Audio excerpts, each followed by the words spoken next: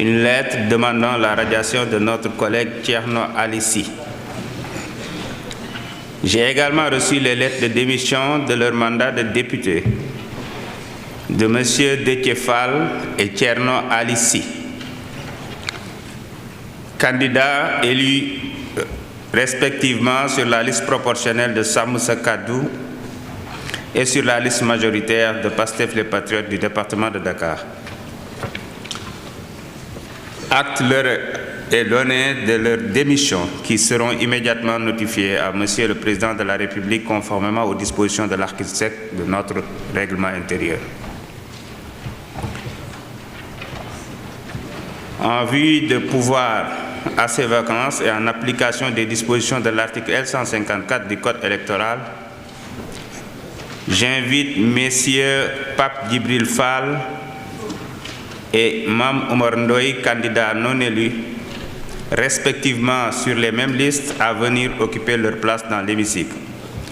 Monsieur les huissiers, veuillez installer monsieur le député.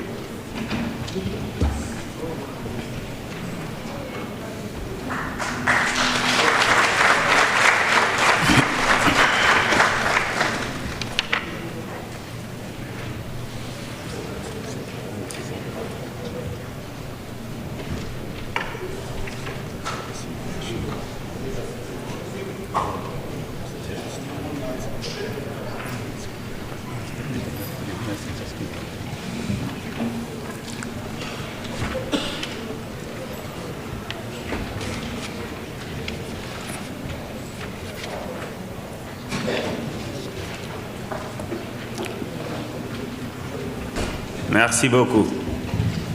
Par ma voix, l'Assemblée nationale vous souhaite la bienvenue. Mes chers collègues, j'ai reçu les affaires suivantes. Projet de loi numéro 12-2024 portant loi de finances pour l'année 2025. Projet de loi numéro 13-2024 portant révision de la Constitution. Projet de loi organique numéro 14-2025 portant abrogation de la loi organique 2012-28 du 28 décembre 2012 portant organisation et fonctionnement du Conseil économique, social et environnemental et la loi organique 2016-24 du 14 juillet 2016 relative à l'organisation et au fonctionnement du Haut Conseil des collectivités territoriales. J'ai aussi reçu le projet de loi 15-2024 portant loi de finances rectificative 2024. Acte est donné au gouvernement du dépôt de ces affaires. Je voudrais vous informer aussi que Monsieur le Président de la République a demandé l'examen de ces projets de loi selon la procédure d'urgence. Conformément aux dispositions de l'article 73, alinéa 1er de notre règlement intérieur, l'urgence est de droit lorsqu'elle est demandée par le Président de la République. L'ordre du jour appelle donc l'examen du projet de loi portant révision de la Constitution, à savoir le projet de loi numéro 13-2024. La parole est à M. Madi Danfakha, rapporteur de la Commission des lois, de la décentralisation, du travail et des droits humains.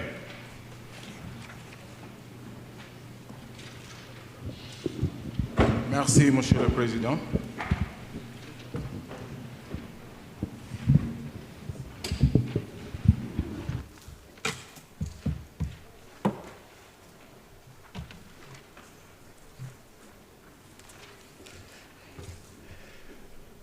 Merci, Monsieur le Président.